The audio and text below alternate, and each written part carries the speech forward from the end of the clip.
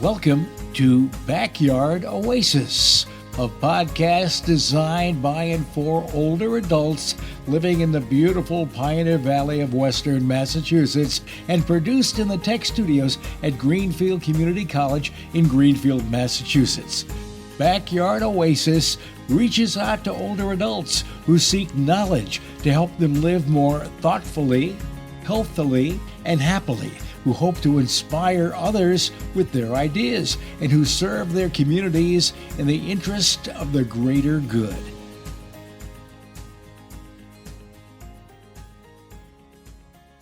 Hi, this is Dennis Lee. My guest today on Backyard Oasis is Nina Kleinberg.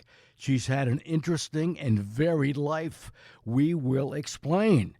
Nina, welcome. Thank you. Thank you for inviting me. Oh, thanks for being here. I know you attended film school at USC in Los Angeles. So let's go back a little bit in the time machine. Why did you get into film? Good question. I was actually in graduate school for teaching. I thought that would be my career as a teacher. And one day I walked into the lecture hall and someone said, well, we're going to have a special guest today. He teaches film. And I thought, what does that have to do? I want to be an English teacher. But he then proceeded to show the first 5 minutes of David Lean's version of Great Expectations, followed by 5 minutes of a television adaptation of Great Expectations. And he asked us which we liked better. Well, of course, we all like David Lean's version better. How can you not like David Lean? And he said, but why? And then he proceeded to go through the scripting, the camera work, the lighting, the editing, the acting, the sound effects, the music. And I felt as though my eyes were open in a way that they had never been opened before. I walked into that room one person, and I walked out a different person, and within 2 months, I went to the admissions office at my graduate school, and I said, give my fellowship to someone else. I'm going to be a filmmaker. Wow. And you're from where? New York, I'm guessing? Good guess. My parents were from New York, but I was actually raised in Philadelphia. Well, I knew that was the area. I had grandparents from the Bronx, so I'm always attuned to that anywhere near there, you know. Let's talk about being a film editor in the 70s, all right? That's when you did a lot of that stuff. What did you do? Now, people that are listening to this, there might be some film junkies out there, and people might have heard the term film editor. But what did you do? Good question. My family to this day still thinks that film editors just cut out the bad stuff.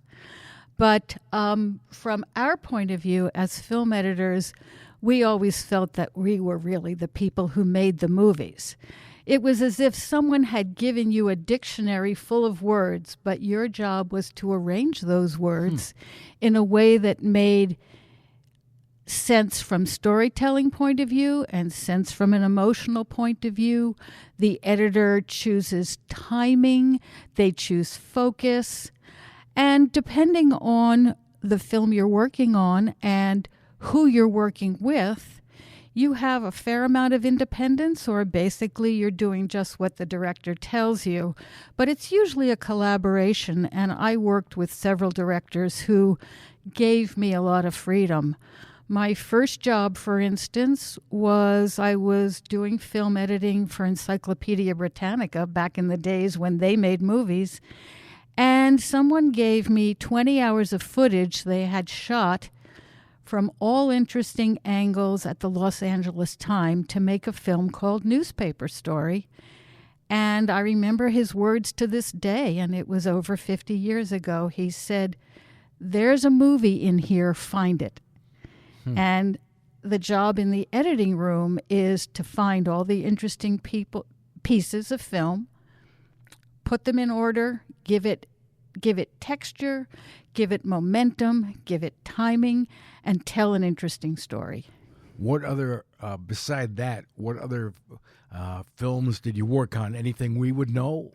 I did not work as an editor on any film that you would have heard of for the very simple reason that back in the 70s, the film editor, all of the unions were very tightly controlled in Los Angeles. And if you were going to work on a major feature film, you needed to be in the union. And the unions were just beginning to open up to people my age at the end of the 70s when I left the film industry. Mm-hmm. So I worked on a lot of documentaries, a lot of educational films. I worked on just a couple of features right towards the end of my film career. And one of the many reasons that I got out of the film industry is that I knew I would never get out of the editing room.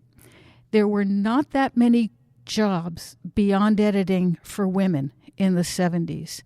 I challenge you to name me 5 women directors who have achieved fame who were making films in the 70s. There are a few, and a few very good ones. Mm-hmm.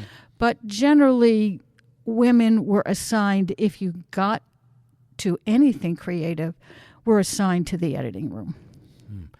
I was going to ask you why you left the business, but you answered that. I think that's part of it. I thought I should ask you, tell me something about working on a film, and you talked about it a little bit.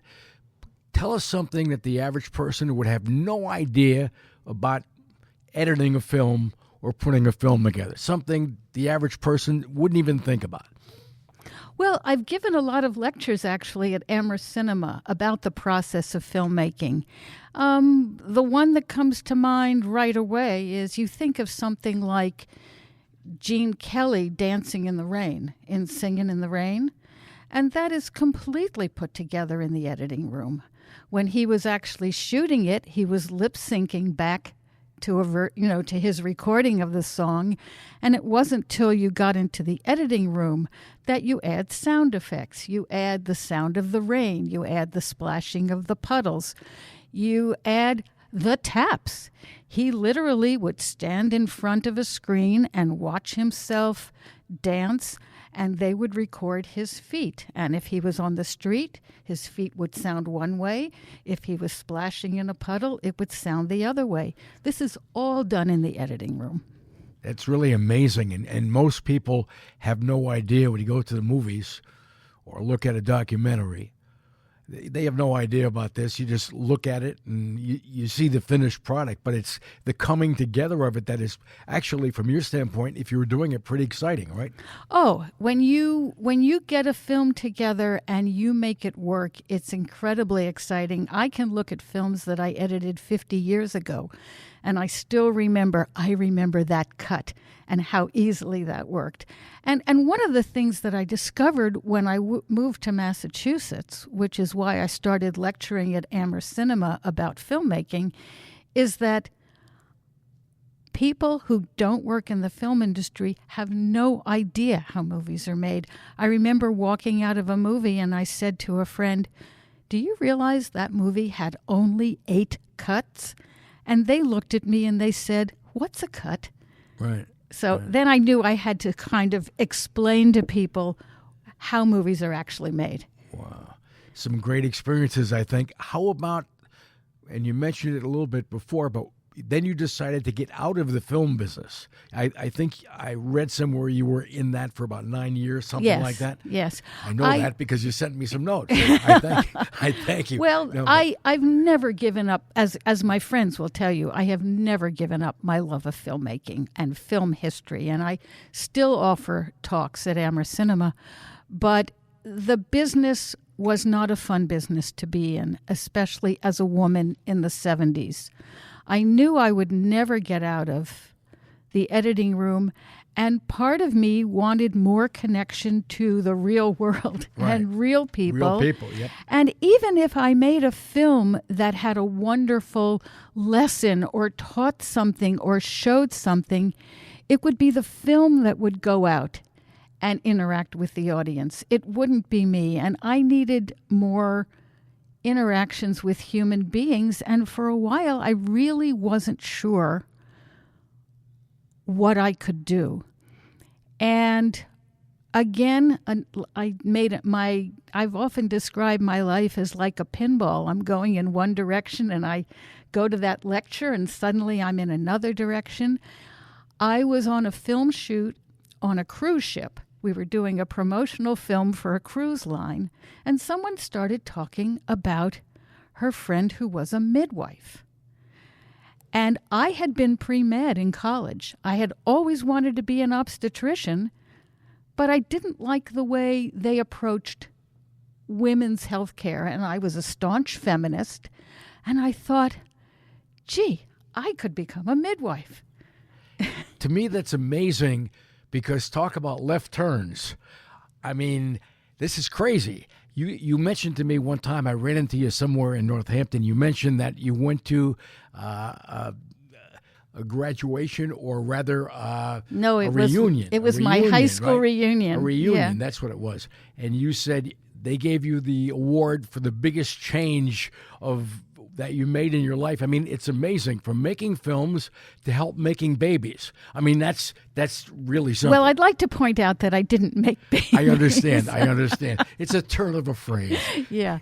So, I mean, the real question to me, and I've always said that I am lucky in that it's always been relatively easy for me to do what I want to do. It hasn't been that easy for me to know what I want to do. But as soon as I know what I want to do, I can do it. And so I thought, all right, I'll become a midwife.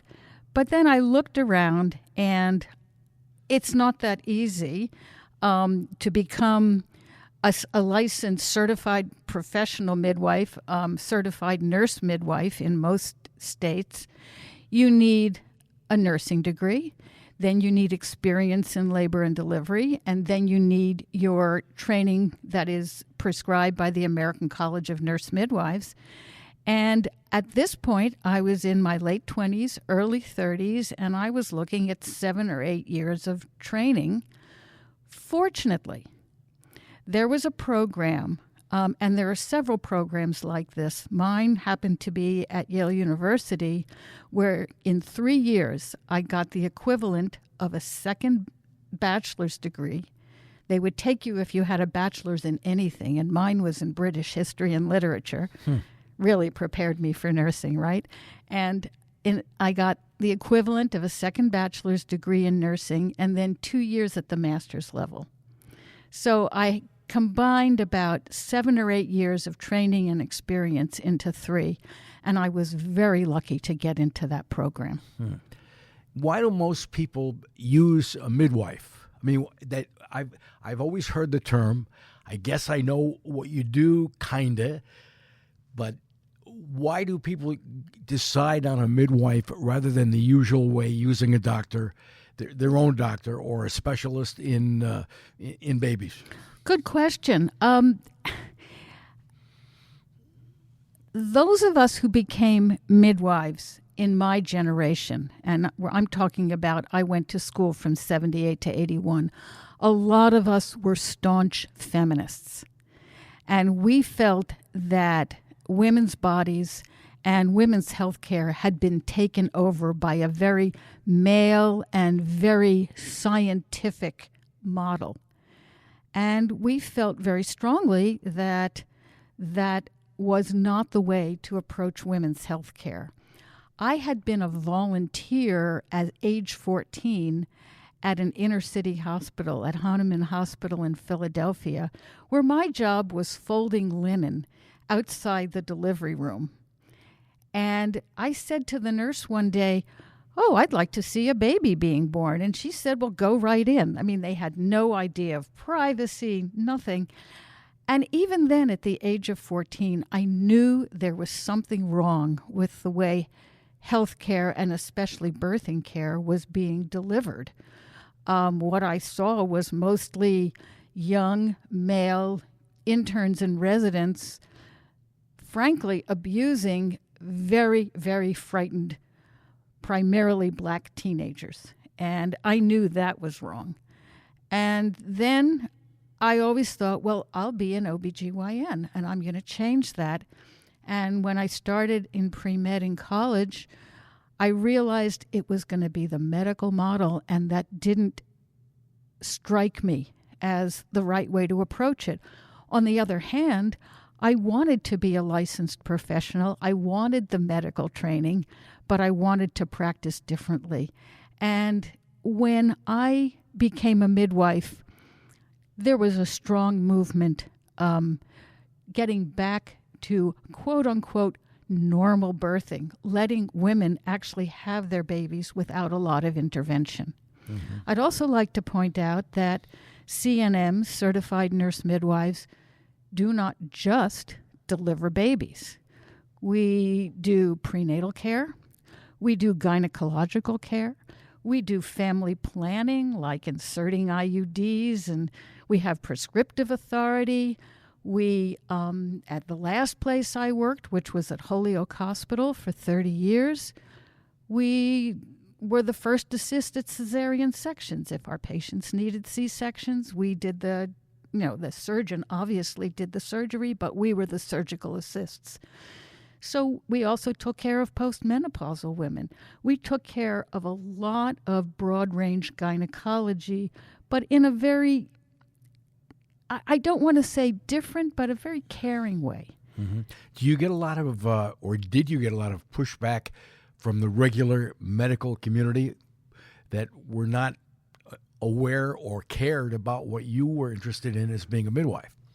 Well, that's a very, very good question, and I think it goes beyond that. I think especially in a place like Holyoke, where there is a very large Puerto Rican community, and a lot of these private doctors didn't know how to direct their care at that community. Mm-hmm. Our practice required that we all speak Spanish, that we included the whole family in the whole process of birthing.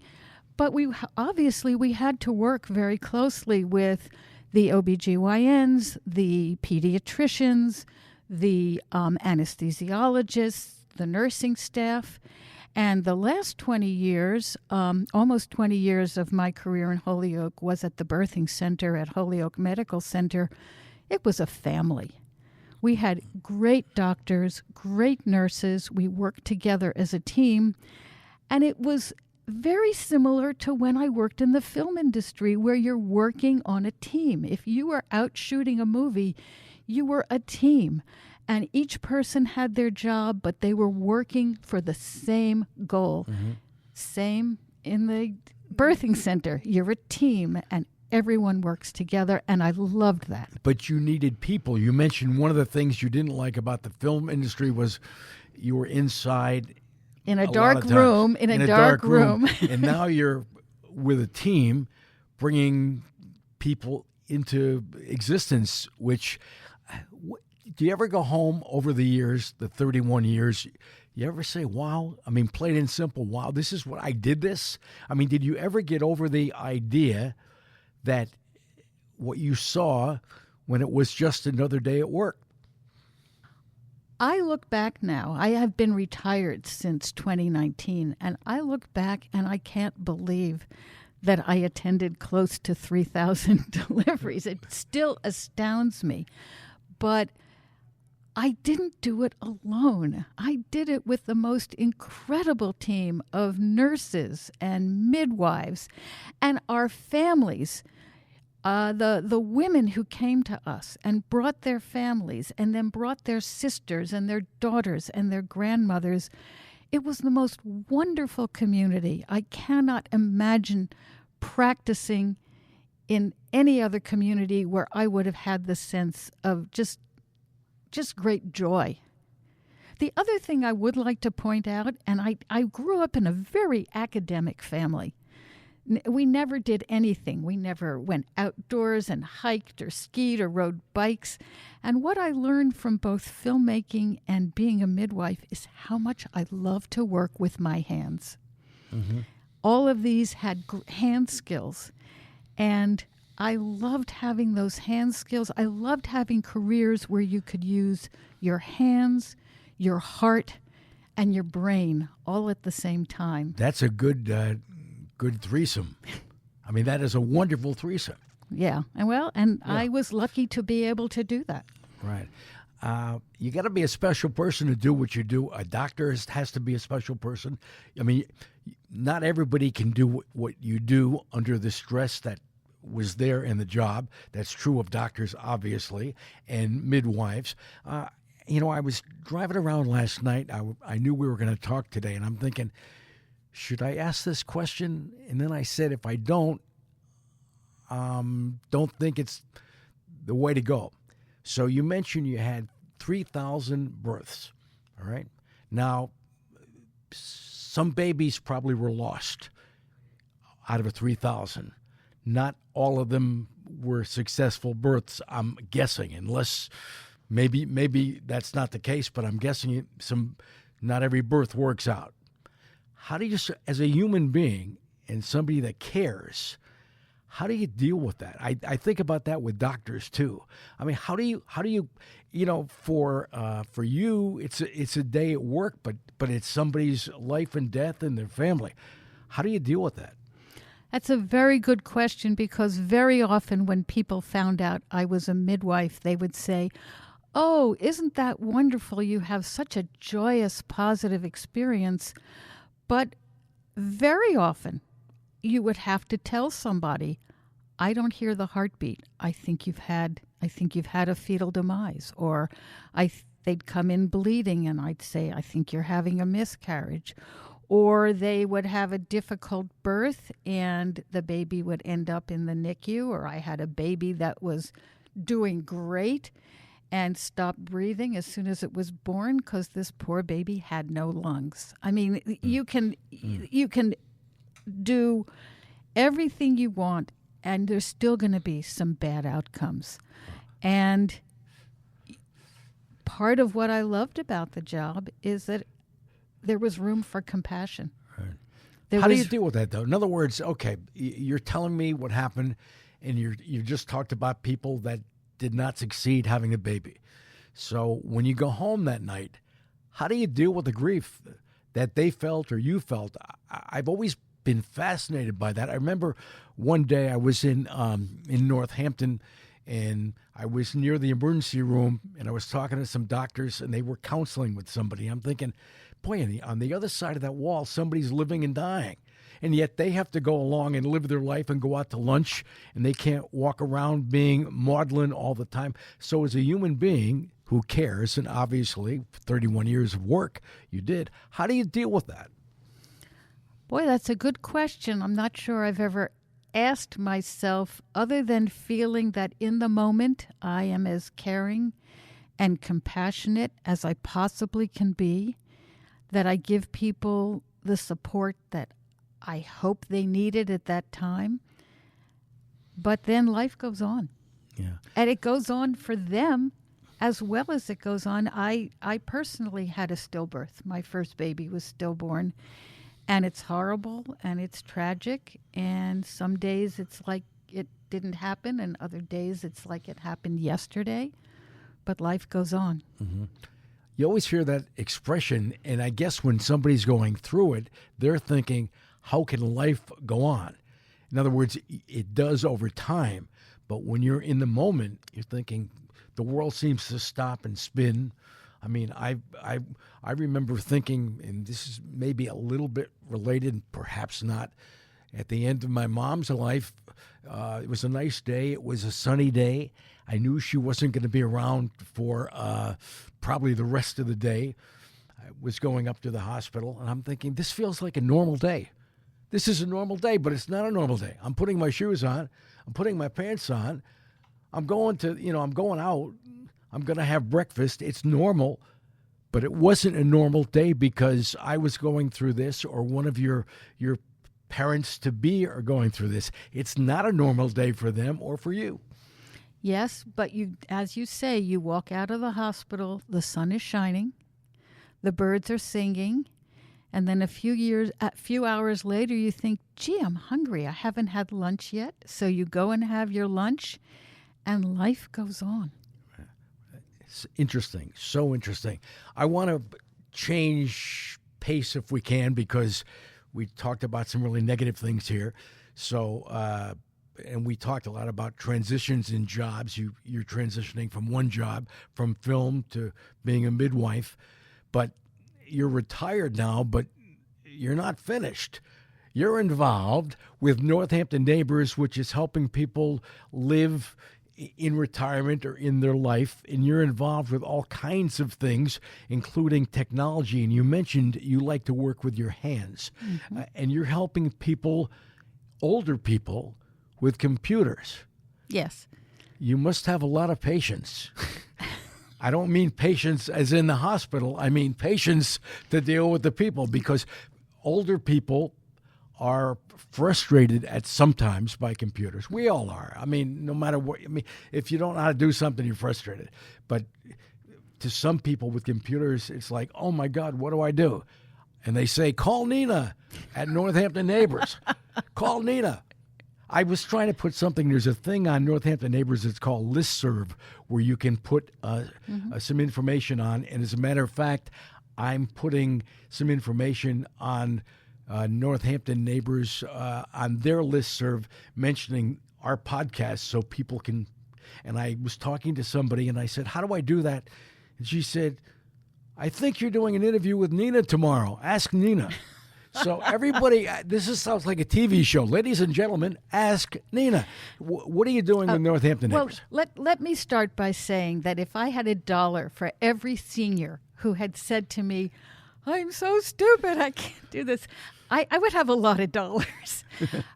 To me, computers are like a foreign language. It's very hard to learn a foreign language at our age.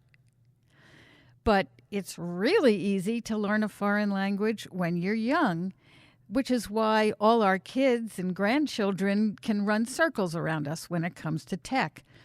I have been talking computer for 40 years. I got my first, actually more than 40 years.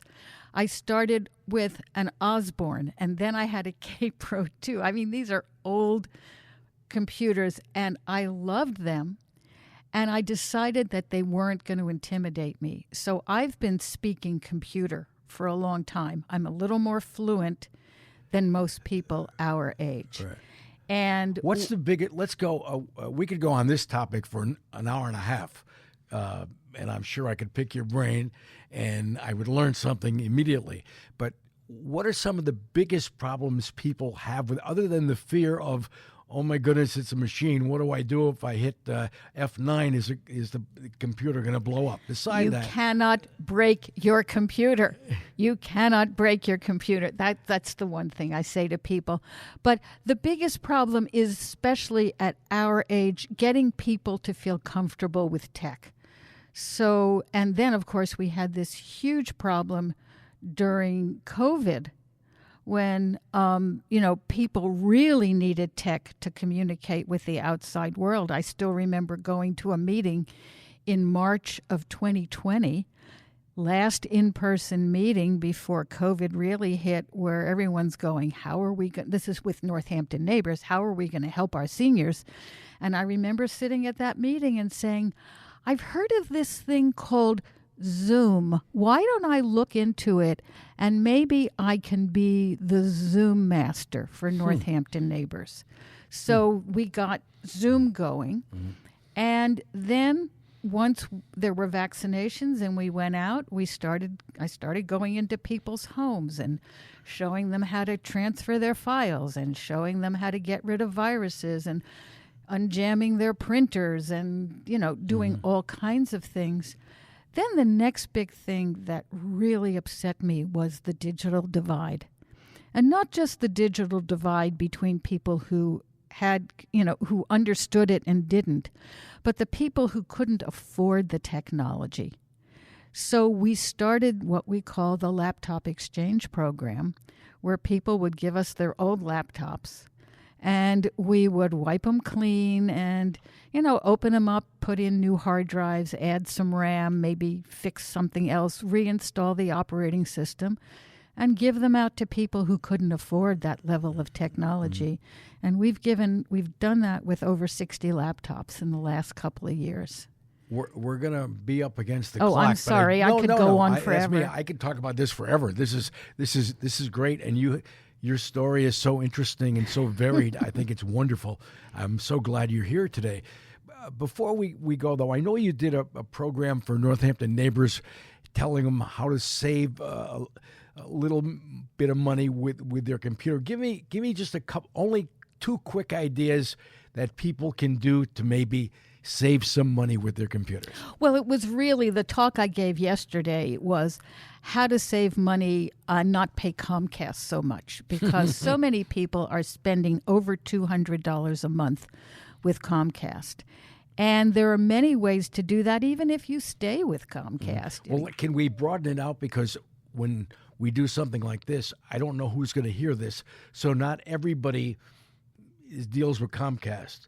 A lot of people in Franklin County, I don't think they have Comcast, perhaps. So give us a couple ideas, generally speaking, that broaden it out, if you will.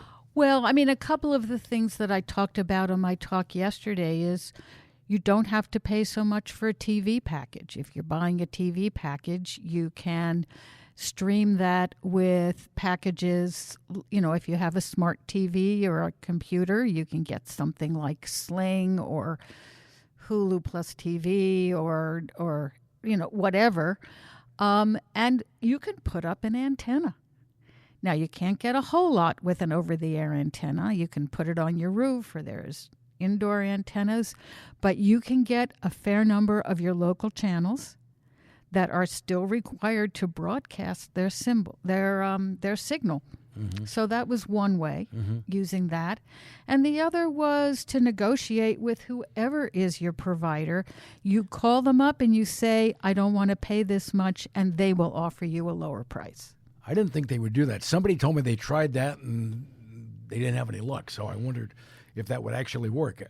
Well, I gave a lot of examples in the talk I gave, and it is recorded, and if people go to the Northampton Neighbors YouTube channel, they'll find the talk I gave. Yep. So terrific. So somebody, no matter where they are listening to this, and I know a lot of people with podcasts tell other people about it, but they could be in Cleveland, so we don't know who's listening on a particular day, but that's good. Go to YouTube, Northampton Neighbors, and you'll hear Nina's words of wisdom. Well, I don't know if they're words of wisdom, but they're pretty practical about different ways to get Wi-Fi and TV and telephone into your house without spending a fortune. Right. I want to thank you for being here. We probably could go on till next Tuesday. Lots to talk about. You're obviously an interesting lady, and I'm going to keep your number on speed dial because I'll probably need help with the computers. Nina Kleinberg, thanks so much for joining us and being with us on Backyard Oasis. It was a pleasure to be here. Thanks, Dennis. This concludes today's podcast. We're always looking for new ideas, so feel free to reach out to Judy Raper, Associate Dean of Community Engagement at Greenfield Community College, at 413-775-1819 if you have an idea you'd love to share. Special thanks to the creators of Backyard Oasis, Denise Schwartz, Chad Fuller, Dennis Lee, and Christine Copeland. Have a great day.